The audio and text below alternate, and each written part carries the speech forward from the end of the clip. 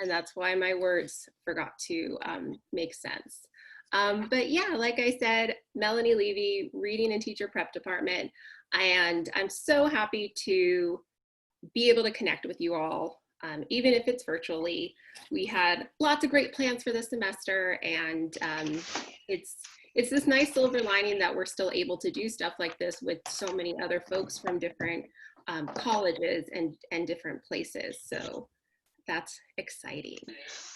Like I said, if the audience can mute or mute their audio, mute their video, just so we can have a look at our participants, our illustrious panel. So exciting. I truly love these people. Some great people here. So we'll start with ABC. I did it in ABC order. So if you can introduce yourself, tell us what you teach, and that'd be great. I usually am first, AC, but I do get beat every once in a while by like an Abbott or somebody with a different last name. But my kids are usually number one in class, and then when they're not, they're kind of bummed. But I teach 6th grade in Garden Grove Unified School District. I teach at a school called Crosby, and this is my 18th year. I have taught 6th grade my whole career, which I don't know, I guess if you like something, why change? And the job changes every year, but we used to group for reading. We changed for that, now and then new standards. So it's always changing. And this year, actually, our school finally got air conditioning, so I got to move to a regular classroom. I had a portable that had air, and I surely wasn't going to give that up. So now I do have a regular classroom, and I feel like I'm part of the school now because I was way, way out, like the furthest one. So it's been nice. Well, I used to have a classroom up till March. Now I'm teaching from home. Yeah, how do you say your last name? Accarelli. Accarelli, okay. Thank you, Mr. Accarelli. No Ashley's not on video, but Ashley's on audio. Hey, hi everyone. My name is Ashley Allen, and to kind of piggyback off what Tim said about the last name, before I got married, my last name began with a T, so I was always at the bottom of the roster until I got married. So I'm like the first, employee on the list now. But anyway, I teach 7th and 8th grade history at Antioch Unified School District. This is actually my first year in that school district. Prior to, I taught history and just other classes that they pretty much wanted me to fill in. Like I was pretty much basically a long-term substitute in Pittsburgh Unified for about 7 years. One positive thing about, I guess, that I can pull out of this pandemic is that my principal asked me to come back for year 2 at Antioch Unified. I'm super excited about that. I got a raise. I moved over into a different pay salary, so I'm just excited for the upcoming school year. School ends, I believe, like June 4th or something like that. So we have about maybe 2 more weeks to give some assignments. But other than that, I'm really ready for the summer. And thank you again for having me, Mel. Of course. Mr. Flores, Edward Flores. Okay, there you go. Hi, I'm Ed Flores. Teach art and multimedia at Alternatives in Action High School. It's in Oakland. I'm on my 3rd year of teaching. Similar to Ashley, I was for a long time just like a substitute for whatever they needed, and I slowly worked towards getting my teaching credential. I actually attended schools at Pittsburgh Unified, so that's cool. And yeah, I'm excited to be here. Thank you. Lindsay. Hi, I'm Lindsay Gatfield. I am an elementary math TOSA in Saddleback Valley Unified School District down in Mission Viejo. And I've taught in the classroom prior, I've taught 1st, 2nd, 4th, and 6th grade. So we're a TK to 6 for elementary in Saddleback. And then I was an instructional coach the last 3 years, and this is my 1st year as a math TOSA. Thank you. Mr. McGrath. Hi, my name is Mr. McGrath. I am a high school English teacher. I taught 3 years in California in the Fremont Unified School District, and then I'm currently wrapping up my 4th year of teaching in New York City. I teach in Canarsie, Brooklyn now. Thank you for having me. Brooklyn. Oh, you get some pizza during your lunch break. That's it. Fold it. The oil drips down. I finish it off with a bagel. Yeah. It's great. Yeah. Professor Dickerson, I don't think I had you on the formal agenda, but I'm so glad you're here. Very good perspective. Would you like to introduce yourself? Oh yeah, hi, I'm Candace Dickerson, at Long Beach City College Reading and Teacher Prep Department. I've been teaching there for 18 years. And yeah, this is the first experience I've had with this much online teaching. So making it happen. Yeah, and I think I'm really so glad to have everybody. And a couple things have kind of occurred even just as you were introducing yourself. For one thing, we have lots of folks who are up north in Northern California and lots of folks who are a little bit more south in Orange County. So that wasn't on purpose, but I think it is good that like you can let your hair down. No one is watching you, maybe. Most of our students here are signing on from the LA region. So there's that. And then just from some of the things that I've heard, it seems like we have a lot of folks who have this characteristic of flexibility and being able to work in different situations and adjust when needed. So while some of us may be a 6th grade teacher for 18 years straight, which is fantastic, it's really interesting to see how your career can shift and change and adjust when it needs to. So that's just something that I think is important. I always talk about flexibility, but it's nice to see it in action. All right, so the point of this panel is really, again, to let your hair down, to chat, especially since we don't have the best idea what teaching is going to look like next semester or next year. And I think it's hard to stay motivated when what we thought would happen isn't happening. And especially for our students, our audience, when you picture 2 years from now, when you're getting ready for student teaching, it may seem like, wait, what is that even going to look like? We've had to adjust our field work. We've had to do all these different things. So think of this as a stress reliever in a way. And I know some folks have to bounce off early, so there's no formal order. There's some questions up here and questions that may come from our crowd. What I'm curious about is, who do you teach and why do you teach? Especially since, again, most of our participants are from Los Angeles area. We may not know what the Antioch School District looks like. So who do you teach and why do you teach? Does it matter like what order? No, go ahead. Okay, so I've obviously been at the same school my whole career. Garden Grove is a gigantic district. We have 43 elementary schools, so our demographics range from all over, but my school is around like 60%, well, it's probably 60% second language learners. So we are a Title I school. So I teach students that this year that can range from, I have a couple that literally are just learning English. I have kids that are reading at like 10th grade level. So my range of students is enormous. So it's kind of just like the group I teach.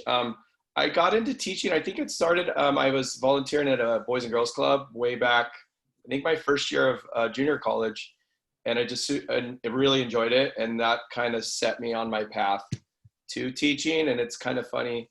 My brother teaches middle school. My sister teaches elementary school. So we turned out to be a family of teachers, which my dad was a teacher, but he kind of fell out of our life. So it wasn't really like following in the footsteps of family members. It just how it worked out. Yeah, Tim, I have a similar situation where my paternal grandmother has been a teacher forever. And I remember calling her one day and being so excited and like, yes, I'm going to be a teacher. And she was like, okay, so what else is going on? And I know some families have that really strong bond, and it is like this bloodline thing, and others it's like, yeah, it's a job that I do. Yeah.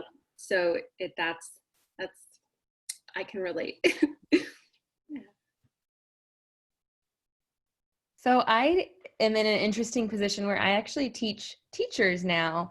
I've taught in our district is very unique in that we have very affluent schools, and then we also have our Title I schools, which are low income.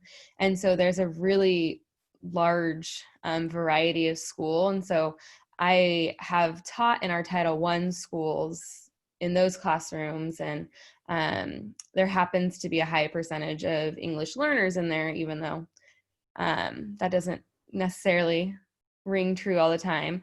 And then now I teach teachers, so I get to go into their classrooms and demo lessons and provide training, professional development for teachers, all within math, but I have done other subjects in the past. And so again, they're TK to 6 teachers.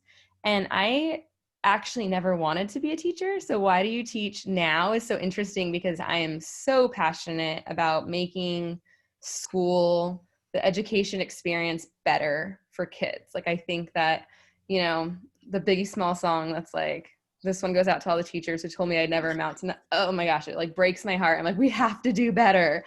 And so I actually was looking at getting into marriage and family therapy or school counseling, and couldn't decide between the two. And someone was like, well, why don't you go become a teacher for a little bit, because then you have that classroom experience with kids that gets you there. And now I can't imagine doing anything but teaching. I'm extremely passionate about it. It was definitely the right choice. Thank you, Lindsay. Yeah. I can go next. So I teach at a really small high school. It's about 180 students total for the whole high school class. Over 90% of them are low income. About 30% are here in the country for the first time, like this is their first year at like a school in the United States. A lot of English learners. It's a very special community. Like it's a charter school. It was the first student-led charter school. Students wrote the charter. So we have like student leadership is like a big part of our school, and like our kind of like our overall goal. And yeah, I teach mainly sophomores and juniors, but this was my first year teaching freshmen. That's a whole other story. But why I teach, I kind of just stumbled upon the opportunity. I've always valued teachers. Some of the most important people in my life have been teachers. I was working at this school as the tech person. I was just helping out with any tech needs. And then they needed a tutor for geometry, and I just got into it. Then next year I did algebra. Next year I did like 3 other classes, and I was like, okay, I'm gonna get my teacher credential. But I think the one thing that really made me do it was like how I related to those students, the community. Like they were like, you know, I saw myself in them. I know what it's like to be like an English learner in this country, going to school. And the fact that I could communicate with them, I just thought that was so important, and I just could not leave the community after that. So I just decided to like do my best to like be a good teacher for them. Oh, beautiful. I can jump in. So who do I teach? Currently, a lot of the socioeconomic demographic of the student population that I teach is similar to what Mr. Flores just said. I believe we are, if not 100%, pretty near 100% students on free and reduced lunch. Also a pretty small high school, not nearly as small as what he just described, but I think we have just under 300 kids. So I want to say like 290 total. A lot of kids from, I have a lot of just like kids from Brooklyn, but I also have a lot of kids from Caribbean nations, like West Indian nations, a pretty strong like population from Yemen, a pretty solid melting pot, sort of what you would expect probably from a New York City public school. And then in terms of why do I teach, I am someone who really liked school when I went to school, but was not very good at it, and saw that there was a disconnect there. Like I liked reading a lot and I liked writing a lot, and I liked the institution of school, but I didn't feel like it was serving me the way it should have. Not to say that I'm out here like being some superhero and redefining education by any means, but like that was sort of what inspired me to be a teacher, is that I liked it, but also saw where improvements could be made. So to me, that means you were a dork, but not a nerd. Is that fair to say? Yeah, I think that's fair. Okay. I think that's very Okay. fair. All right, great. Just checking. Yeah. Same. Totally the same. Ashley, who do you teach? Why do you teach? Okay, so our school's population, I believe we have about 156 kids with one school counselor. And within that population, maybe about 70% of the kids are from Hispanic background. And then the other 30 are, or maybe even 40, could be African American. But of the 70% of the Hispanic background, maybe about half of that percentage could be ELs, right? So,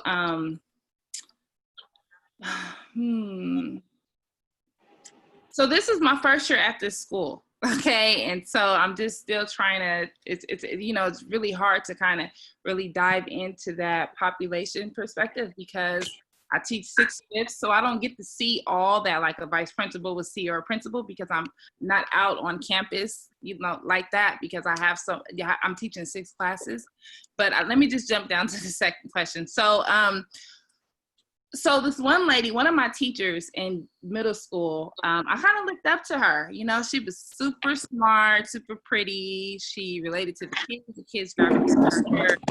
So growing up, I just figured like, okay, well, let me start, on a more, I guess not really lower perspective of teaching, but just to kind of get my feet wet, I should say. So I started teaching at or helping at a daycare, and then I became a teacher, a daycare teacher or assistant, if you will.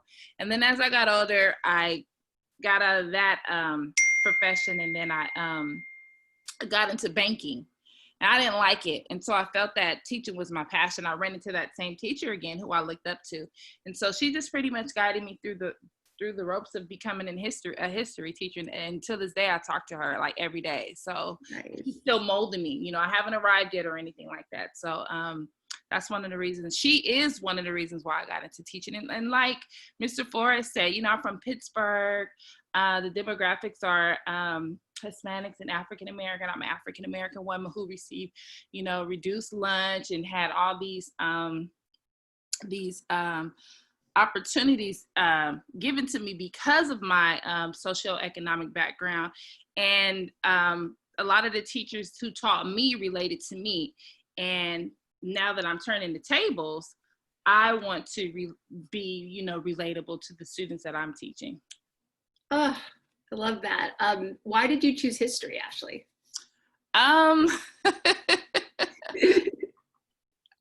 That's a good question. No one ever asked me that. Some people shy away from history because, it can be boring, but from what I learned from my mentor, she made history come alive. She made history, I guess, the perspective of history, she made it relatable to everyday life. You know what I mean? So, and not too many, young people, if you will,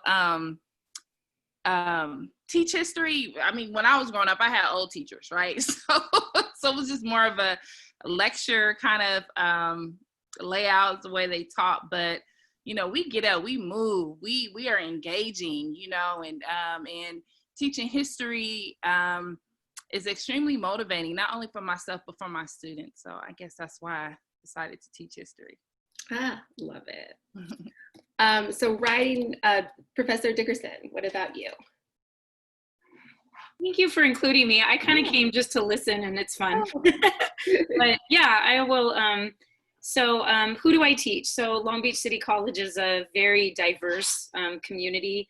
I started teaching pretty young, and so I had to really, really learn to get to know the population of students that I was teaching. I will admit, when I came in, I'm second generation college student, And it was really, really difficult for my dad. My dad was the first to go to college. And I sort of came in with this idea that if I could do it, you could do it. And I think that brash attitude that I had, I thought that I was really trying to instill that in my students, and it really didn't work out very well. And I really had to learn frame of reference. Being a Mexican American woman, I just sort of said, well, I understand what lack of privilege is. And so I kind of put that on my students a lot. So I had to learn a lot too. I think I was not only a teacher, but I was really a student. And once I accepted that I was a student, to learn who my students were, teaching really, really changed for me. And of course, growing older and getting experience, and I think becoming a parent really helped understand patience and that kind of thing. Why do I teach? I'd like to say that a lot of it has to do with my dad. My dad was a huge inspiration for wanting to become a teacher. I saw, him go to work every morning, and he also in the summertime would work at the juvenile hall, Orange County Juvenile Hall, and a lot of those kids were his former students from school. And so, just this passion he had for teaching. He taught junior high for a long time, such a hard grade to teach. And so I'd like to say that it's because of my dad. Nice. Oh, that's beautiful. Riding on that all these like warm fuzzy feelings, I would love someone to jump in with a memorable moment, so like this moment where that just sticks out to you, or this time where you felt super joyful in your teaching. I think that's something that I want to pass on to my students, more of this idea of being in flow, this idea of really being in the present and savoring that moment when you're either up there in front of everyone, or you're at the small group with a bunch of students, or even just one-to-one. Is there a moment, a student, a lesson that you teach that really brings out that purpose to why we do what we do, which isn't easy and is sometimes very, at least for me, emotionally draining and emotionally taxing. And it's not just a job that I go to and then leave at home. A lot of that kind of energy is brought to me. So why do we do that to ourselves? And usually it's like those joyful teaching moments. So go off. I can jump in on this one. My first year of teaching, I obviously super didn't know what I was doing, and I was trying to avoid doing the things, like I said, that kind of discouraged me as a student who liked school. And so I did a lot of I tried to run it like a college class. There was a lot of discussion and very informal assessment.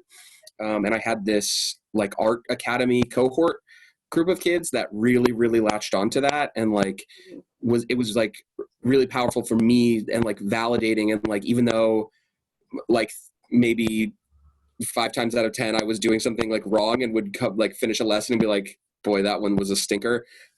These kids really sort of encouraged that, and were very vocal in saying this is awesome. And then they got an opportunity to do an exhibit at the San Francisco Center for the Arts, and they chose my teaching method, this discussion as assessment, as the focal point. And it was just really special. And I got, a bunch of educators came, and we got to have this whole dialogue about it. And so even though that was my first year, it's really informed sort of what I became as a teacher 7 years down the road. So that one really sticks out to me.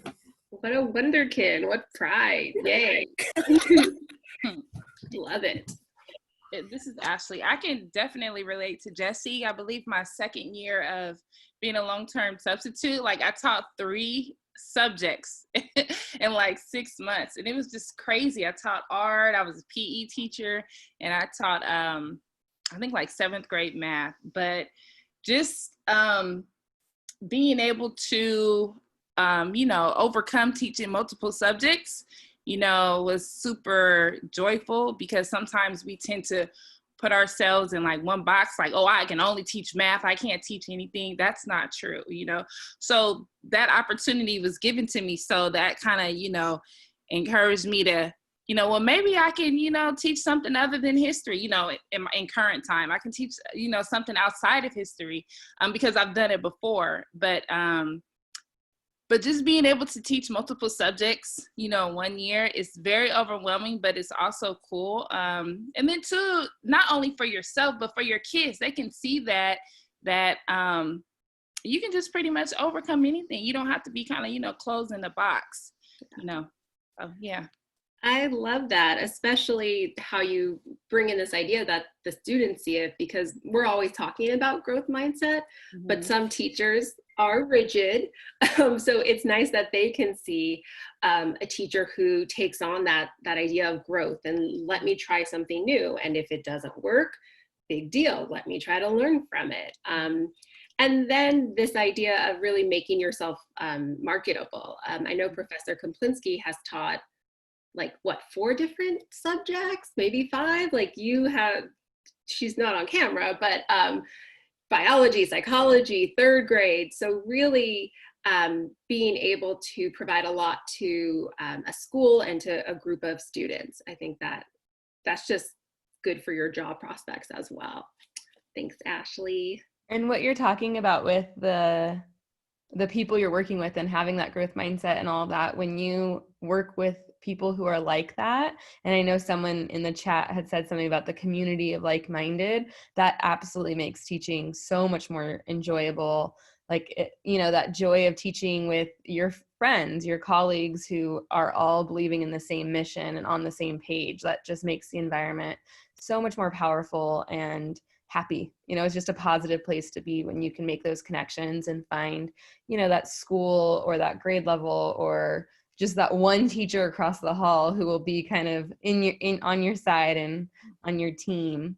And then the memorable moments in elementary, just that aha, from students. You have this, whether it's a 6-year-old or a 12-year-old, doing some type of exploration and being so excited that they had this aha and sharing it with the class. And, we know as educators that that's so powerful for students to hear those ideas from each other and share their different thinking. And so it's every time is so memorable to have a student be like, oh, and really loud in the whole class. It's really cool. Lindsay, I'm curious, in your position as a teacher of teachers or working with teachers, what's that aha moment like when you get it from teachers? So it definitely happens. And it's really interesting because I feel like generally you're in a PD and we do PDs with 5 teachers and I do PDs with 100 teachers. And the majority of the groups are always positive. And so you know how to navigate. And so yes, there might be those louder voices who are negative, but when those powerful voices, some of the louder voices kind of speak up and have that aha moment of oh, this is how I'm going to do this in my class, or I'm so excited. And sometimes honestly, it's emails or something afterwards, because teachers don't always want to show that they're the ones who, if their teammates aren't as into it and they're not having it, but having them kind of have that buy-in is huge. And this year I kind of went to a lot of small groups and actually had teachers multiplying with decimals using place value blocks. Okay. And the ahas there, they hadn't done it, it wasn't something that they had really walked students through. And so they got to see that and then see how we could connect that to other, representations in math. So that was really cool too. Ed, can you talk about Potato Fridays? Is that maybe that's not your joyful teaching moment, but I love Potato Fridays. It's definitely, I think all my memorable moments are when I'm able to connect with students, and that connection goes through the personal and blends into the classroom, and gets them to want to be excited to be in the classroom. I really miss Potato Fridays because we're not in school. I usually order either hash browns or French fries or any potato, and I invite my potatoes, which are my students, to just eat with me. But yeah, that's definitely a memorable moment when we started doing that. I think most recently, well, it's not that recent, but we had to choose an elective that we wanted to teach. and they let us like present it to the class, to the whole school, so that they could choose which class they were going to go to. So like they would go to like whichever corner the teacher was at. And at this time, I was still just in my first year of teaching, and I was just like the long-haired guy that came and fixed their internet and like taught math. Like they didn't really know me. So I presented my idea for an elective class, which was a guitar class. I hadn't seen a lot of interest as far as like playing instruments or whatever. The assembly ended, kids had to go choose which like class they were going to choose, and I had like a long line of students like waiting to sign up, and I could only sign up 10 of them. And I secretly, I was like, no, you just come, like I'll sneak you in, like I'll get 15 in my class. And it was just such a special moment. And then out of that same situation, there was a student who was just having a really hard time at home and was just not making it to school at all. And then after that guitar class started, he started showing up every day with his guitar.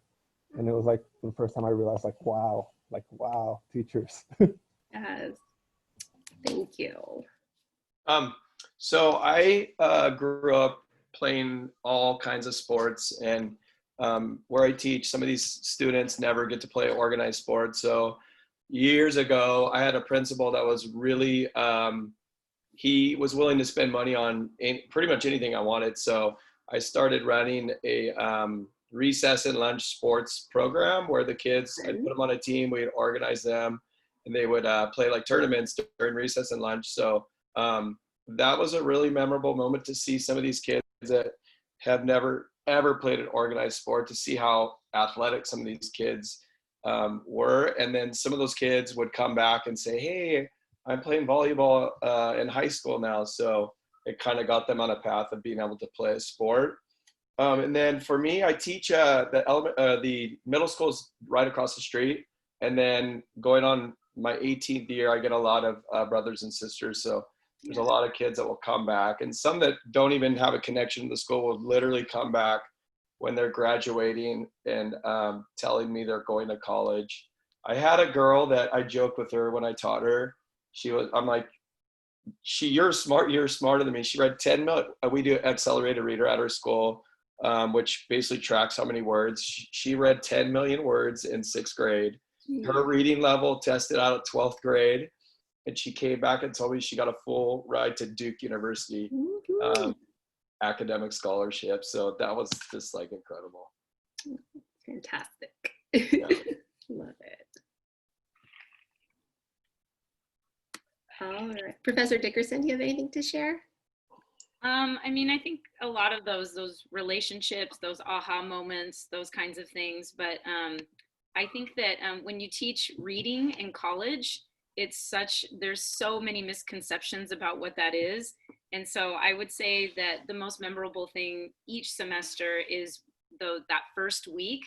Even the non-reader, you have them keyed in. They want to know more, because you really flip the switch on what teaching reading, especially in college, because they have this idea that, you know, I have to take a class. Do I not know how to read? Like, what does that mean? And I tell them, you know, what we're really trying to become is critical thinkers. And right away, it just kind of changes their demeanor. And come the second week, they're really, really eager to know more. So I always love that first couple of weeks of the semester, because right away they've really changed their perception and they want to know more. So I always enjoy those first couple of weeks, especially. Yeah. Excuse me. Yes, I agree. And it really does speak to this idea of having high expectations for students, even if they're placed in a class or placed in a group, which they know is like the low group or like the blue group, and really not treating them like they're dumb or that they're lacking anything, and really giving them good teaching. I think that's great. What are some of your favorite lessons to teach? Or if you could rewrite the standards, what would you put in there? And if Ashley's still on the line, I'm curious for history, especially speaking to this idea of making it relevant and making it current and mattering. Is Ashley still here? Yeah. I could rewrite the standards. I guess I would like kind of just more so implement more ethnic studies, because, you know, we live in a diverse world, and kids need to know their background, right? They need to know their cultural backgrounds. And so if I could implement anything in the California State Standards for History, I would implement a section where ethnic studies is heavily emphasized. Yeah, and so my favorite lessons to teach are gallery walks. I don't know, Mel, if you've ever been a part of gallery walks. I love gallery walks because the kids are, analyzing primary and secondary sources. They get to talk amongst each other. They get to have group discussions. They get to kind of debate. They get to learn how to debate and, stand up for themselves on a positive note. And yeah, and then I get to play music as well for my kinesthetic learners. I get to, I'm reaching all of my students' needs. That's my main goal, when teaching any lesson, to make sure that I meet everyone where they are, whether they are high, low, medium, wherever. Yep.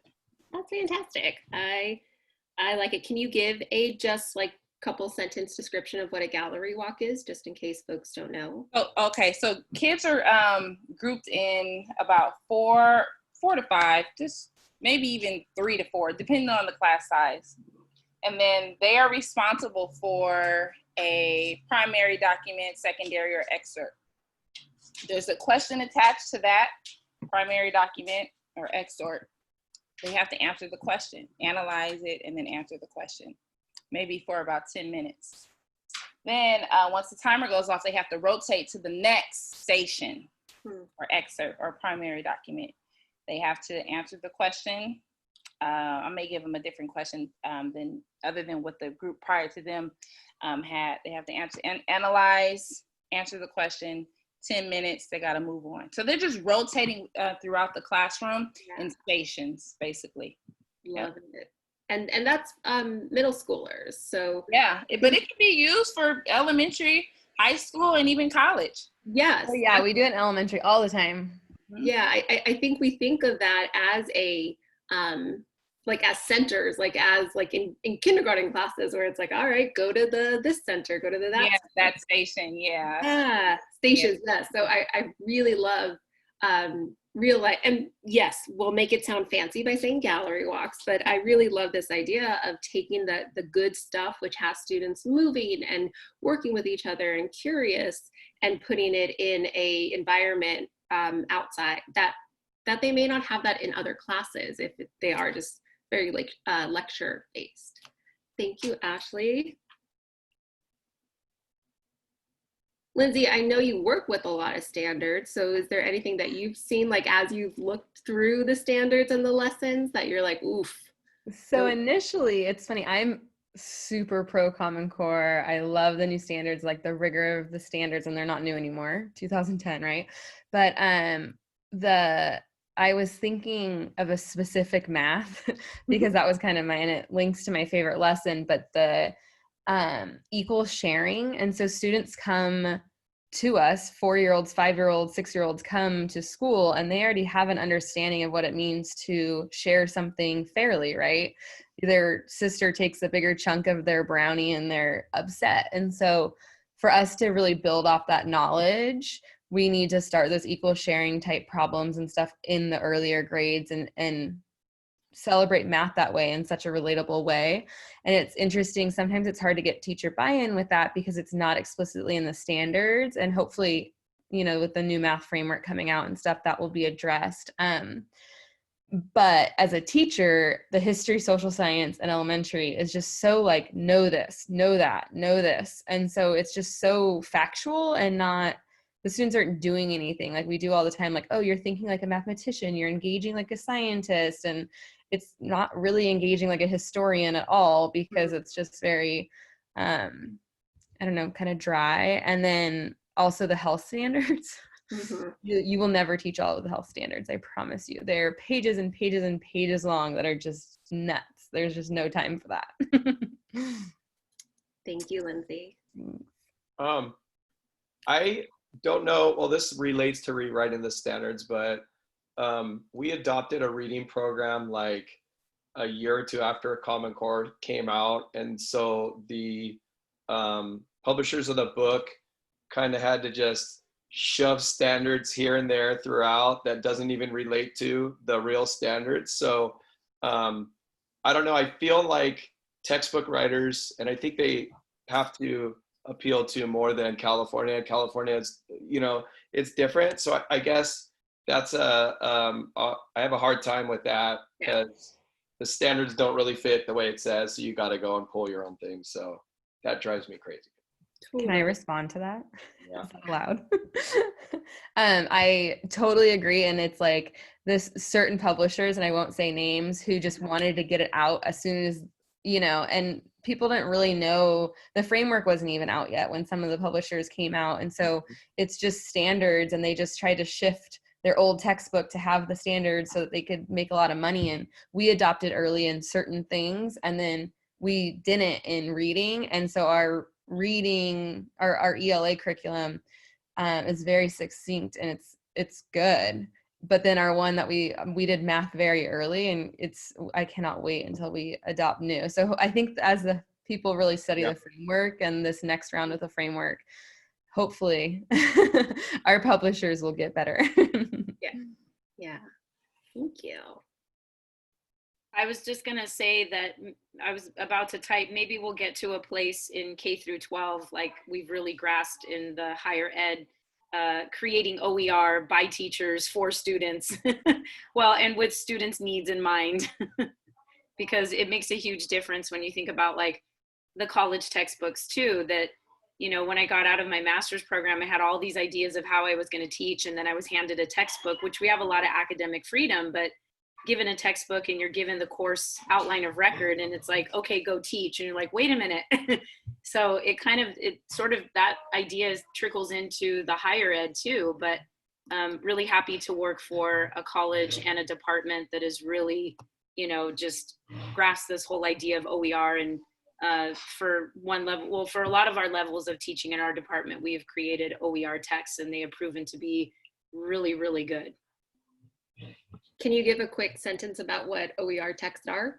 Oh yeah, so open education resource, and a lot of the publishers have tried to jump into this too, to hold on to what they can in terms of making money. But just as an example, and I know Melanie has been a part of this for a certain level of reading too, but for one of our lower levels, myself and two other teachers, we created an OER text, open education resource. Spent this last summer working on it.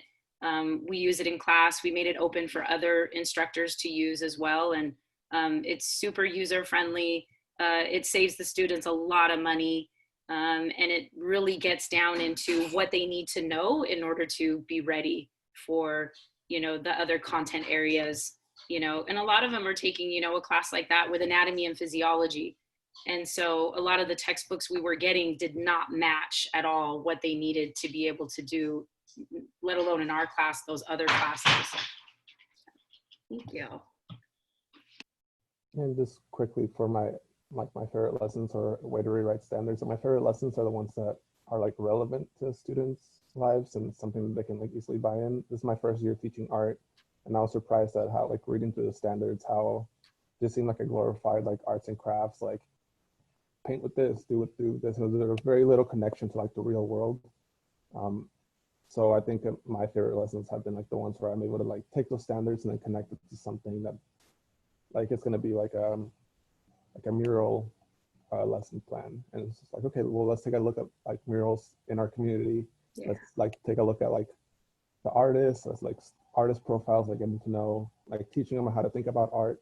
I think the standards are like, at least for art, in my experience, they're like a good guideline. And then I kind of use the students' input to like how to like change them around so that they actually want to do them and they're like actually relevant to them. Love that. And it seems like a pretty quick fix when you are thinking critically and creatively and from the point of view of the student. Yeah, you can take a look around Oakland, and there's like so much rich instruction you can get out of it that is so much better than anything that the curriculum may suggest. Jesse, I I have a tendency of asking you random English questions when you're playing video games. But what is your favorite thing to teach? And tell me the difference between gray with an A and gray with an E. Refuse to do that. It's tough. I mean, literature in general is like right now I teach AP literature and AP language, and I'm certainly more inclined to, I really like literature. If I'm thinking about like a specific text I love to teach, I feel like part of me wants to like be cool and not pick a canonical text because like that seems bad. But I really love teaching Death of a Salesman. Like I loved it when I was in school. Like I've taught on 2 different coasts and kids really love it. I didn't think that my New York students were going to care about it that much, to be honest, because like, it's just like, not, I don't know. It was like, it's antiquated. Like I get it. But they really grasped onto like, no, it's a working class family that's struggling. And so, yeah, I don't know. It's really, really easy to get kids to buy into that text.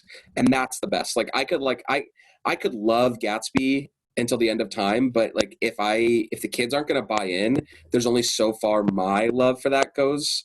Yeah. Death of a Salesman, I do love the text, but they really get into it, especially like reading it in class and stuff. So yeah, I think that off the top of my head is probably that and the things they carried, just because it's like really beautiful written. And again, it's easy, like it's about war. It's easy to get kids into that. And that just makes it so much easier and so much more fun for everyone. Nice. I'm going to ask our audience, if you have any questions, you can throw it in the chat. We're down to, I want to say our last 10-ish minutes. So what are some WTF moments? What moments have, or what situations have made you maybe question your profession? Or yeah, that stuff that maybe no one talks about. Yeah, when have you been like, what am I doing? What is happening here? I've had several of those experiences. I think my second year, because we're such a small organization and everybody's really stressed thin, there's a lot of times where you feel like you're not set up for success. So like my second year when I was teaching algebra, well, I was just a tutor. They couldn't get a secure math teacher for that year. So they just decided to do an online course and have me as like the teacher in the room. And it was just really, really difficult. The students did not buy in to the using the technology for math. They were not into it at all. Whenever we try to like express that, very little would be done. So I think the hardest like what's going on moments is like when you do feel like you're being stretched thin, and then at the same time take in like the responsibility that you have of like having all these bodies in the room and dealing directly with those people. Yeah. And then on top of that, any sort of random emotional labor you might have to do that day because a kid might be not feeling it today, and you're going to be the target to like take it out on. So I mean, it's just a lot of those like constantly being challenged moments, and then you're there again the next day. Yeah. Yeah. I feel that.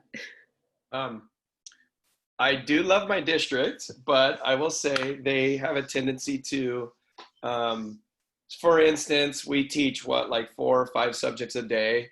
They have broken up our day into like 12 little portions. So like reading, we have to do something called SGRI, small group reading instruction. And it's just, if you think about how much planning would go into a day, like we would be planning for 10 hours for one day. Like it's completely not feasible what they are suggesting us to do. Luckily, as an older teacher, I take what they tell me, and if I like it, I'll do it. And if not, I won't, but I have the luxury of doing that. My principal respects me. So I can not, but as a beginning teacher, like the day is crazy to think what the district is trying to get us to do. Yeah. Mine's a little different. And I love that because I feel like probably those are like our PDs and we have those teachers, right, who take it with a grain of salt. But my WTF moment was I was at a school for 3 years when I first started teaching, and was like pretty highly regarded, felt like I did a good job. They really, wanted to hang on to me. And I told them I was leaving. I was probably leaving because I needed to ask for a letter of recommendation. And so, they wrote one, the principal wrote one, and then that's mostly hiring is like April-ish. And I ended up going on interviews in June. And so I hadn't, I had signed my contract for the following year or whatever. And in June ended up getting a job somewhere else. And the reason I was trying to leave jobs is because I was moving to a different area. And so the person before my interview in June, the principal called my other principal just to get like a reference before we even interviewed to see if it was worth her time. And so my principal was pissed, and I had called him too though. So like he had already known, and he like chewed me out and just told me like, oh, you're the worst person ever. And like things like that. And so, now I know like that was about him and not about me, but like as a new teacher, that's crushing. And you're like, wait, this was my leader. And, we had such a good relationship, and I did this one thing and it kind of ruined it. And so that was like a huge learning experience for me, and just kind of realizing, people are going to shove things at you or say things to you, whether it's a parent or a teenager. I don't know. I work with little ones. I don't really do that. Or admin, and just like knowing like what's kind of about them and what, like how you react to it is the only thing you can really have ownership of. Yes. Everyone write that down, because I think that's important, especially when working with parents. And I know I took so much personal, or so many things personally when working with parents, that it did build a wall, which was terrible for my students, because I wasn't able to interact with the parents as much as I should have, and as much as my students needed me to, because I took everything so personally. So I think that's very good advice of really separating yourself from whatever comments are coming at you that aren't for you. Jesse, I know kids give you guff sometimes. Yeah, it's true. I would say that the biggest WTF for me, I mean, first of all, just to piggyback off of what you said, like whether it be parents or teachers or administrators, it is always so much easier to hold on to the one negative comment than it is to hold on to the like 500 positive ones that you may get. Like, it doesn't matter like who you are, like the whole job is empathy. And so when you leave yourself open like that, and any amount of like criticism or negativity that makes it feel like you are underqualified or not serving people in the way that you're supposed to be serving them, can be like really, really, I don't know, it can wear you down. And so like you guys, just to like kind of like also put my star on that, like, yes, so important. My WTF moment was like when I transitioned from California teaching to New York teaching. It's just very, very different. Like it's interesting because obviously they're on the same standards. It's the Common Core standards, but standardized testing here is way more rigorous and like way more embedded in the high school culture. Co-teaching is really prominent, which like in California, no one had even heard of. The district is structured in such a way that it's like far more, I don't want to say untrusting, but like there's a lot of accountability to the point of where it feels like maybe teachers are being, I don't know, not trusted. And so just getting used to that system, and then the fact that like I came into a school where 90% of the kids are from the Dominican Republic, and I didn't speak any Spanish, and it was a language learner school, and like it was overwhelming and culture shock. But the fact that like the school system is so different really was like my big like, did I make an enormous mistake here? And obviously I adjusted, but that was huge for me.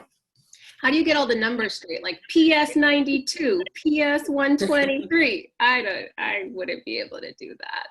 I wouldn't be able to do that. We have some questions that I want to have Professor Kaplinsky. We've had some really great stuff in the chat from Alexis and Erica, Carol and Adriana. Professor Kaplinsky, you want to ask? Yeah, so Erica asked, how have you adapted to remote learning? I could jump in on that one. When it first happened, our district they actually gave us packets. I sent them home the first week. I could not stand it. I just my Zoom meetings consisted of, let's go over your packet. And I'm like, okay, I have to teach. So since that second week, I do a morning Zoom class that usually revolves around teaching a language arts lesson. And then the afternoon, I alternate between math, social studies, and science.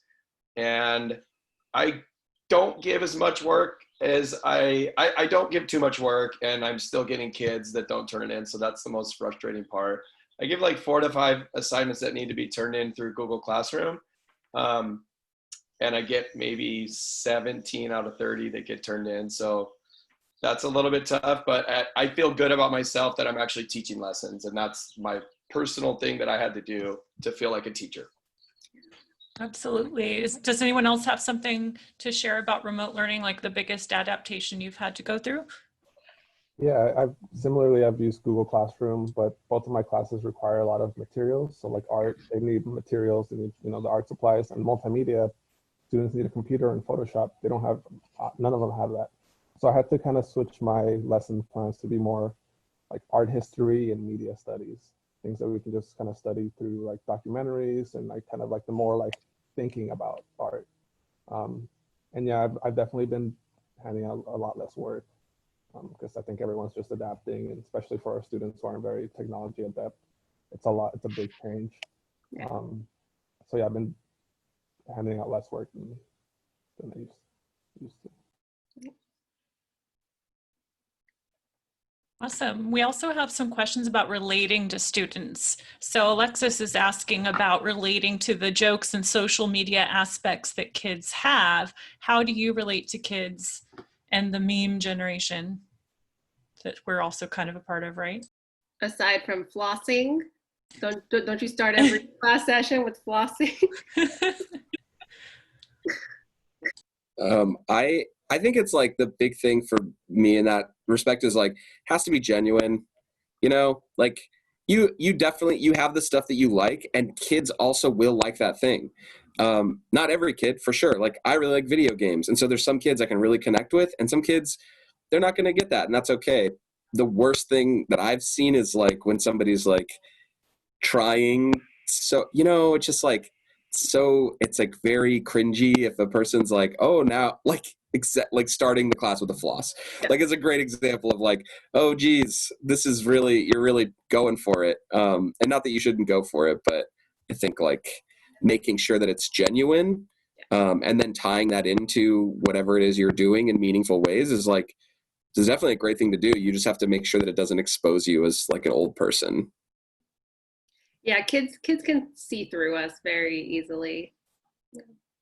I think just being you and exactly what they're saying, sharing your interests, sharing about yourself so they see you as a human and they respect you as a human. And then you can kind of make those connections there. Like you'll find students ask you about what's going on with you. And then I can ask them about, you heard them talking about their sister's dance. How was that? And just building it from there and not trying to be their age. I think it's important also, you want to make a connection to every student, and you obviously start your year that way. But just like in life, you're going to connect more with some. For instance, I'm a guy teacher. It's very rare in elementary school. At my school, I am the only guy. I love sports, so I usually connect better with the kids who enjoy sports, or I'm super into music. So, whatever connection you have, you'll connect better with some students, and that's okay, I guess is my advice. Awesome. We have a question from Carol about how you got your credential. Was it through your job, through schooling? Any tips? She's in an ITEP program. And for those of you that don't know, that's usually a Cal State program that combines the liberal studies degree or other bachelor's degree with the teaching credential in one package. Yeah, and I know Ed and Ashley aren't too far out of that time. What was that like, or what are some good tips? For me, just stay on top of your work. Make sure that you're organized, make sure that you are, that just do your research, you know, just more so, just do your research and make sure that you know where you're going, you know, with this whole teaching preparation thing. Yeah, it's a lot, but you can do it. Anybody can do it. I mean, it's I just finished year 1 of my teacher preparation program. Actually, I just got an email this morning saying congratulations. So I sent my preparation work to the district, and it's a lot, but just make sure that you have great time management, you know, so you won't feel so stressed and overwhelmed, and make sure that you're organized and seeking the help. There are resources out there. You just have to ask questions. Yep. Yeah, I would agree that it's a lot. And going back to one of the questions you had on the list, like when were you close to quitting? It's like right now when I'm going through my CTE classes. I'm getting my CTE credential, and it's just on top of everything else. I mean, yeah, it's a class, we all have to do it, but it's a lot of work, and you know, don't take it lightly. Make time for it. Get all the help you can from like your school principals, the people like that you have in your school. Like a lot of the times they've gone through it. So you go, like I usually just go to them and be like, I have this assignment, do you know what, where I can find this information? And they'll hand it to me. And yeah, just get help, especially from your colleagues. That would be my biggest. Can you tell them more about what a CTE credential is? Yeah, it's a career technical education. So it's kind of like vocational classes. And I'm getting mine for art and multimedia. So being able to teach like Photoshop classes or video editing classes. So it's like very specific training fields that you can do. And the CTE credential just involves like just kind of learning about the program, you know, all your basic, like what does it mean to be a teacher, the hierarchical needs and all that stuff. Like for me, it's not my favorite stuff. And right after we're done with this, I have to go finish my final for that. So like I'm really in the middle of like, I don't want to do it, but you gotta do it. We have one question about improving schools you teach. What would you have as your main focus to improve the school you teach at? I would love to answer that one. Something came to mind right away is moving from the teachers kind of being the people with the knowledge and telling the kids everything, and shifting it. Like my big focus has just been like, give the students the problem and see what they do with it, see how they can make sense of it, see what they need. And yes, direct instruction is needed at times, but it's not like the teachers are the keepers of all the knowledge and pushing it out to students. Students need to engage and explore and have hands-on, you know, tools and inquiry and all of that stuff. And so kind of trying to make it more about the students and be student-centered, I think is just a huge thing that we as teachers actually have control over versus all the other things we might want to change at schools that we have no control over. Lindsay, I think you're right. A colleague of mine, I think it was a colleague of mine, once said, like, at the end of the day, the students should be tired. You shouldn't be tired. And I think that's something that I really hold dear of. What are my students actually doing in the classroom versus what I'm doing? Yeah, the quote, like, whoever's doing the work is doing the learning. I always go with that. I love it. I think I'm gonna it's write so that true. down. So it's I think it's like 104. I want to be respectful and mindful of your time. I am so grateful for you all for showing up and really being fantastic models and people and honest to our audience of students. Audience, if you want to take the evaluation, I would love that. There's links to Teach Los Angeles, which is a program that Long Beach City College is a part of that's putting this on, and then our teacher preparation. There's some, I just see a student of mine ask a question, I will pass that on, and Adriana, I'll tell you the answer next week. But yeah, just thank you all so much, and I really hope we all make it through the end of the semester, the end of the school year. I know we're going to do it, and then just breathing through the rest of our changes that will happen. But it's so good to see everyone's face, and thank you so much. You're awesome. You're awesome. Thank you. Yeah. Thank you. That was fun. Thanks, Melanie. Yeah. Thank you, Megan. All right, have a good one. I'm gonna leave the meeting, and goodbye. Bye.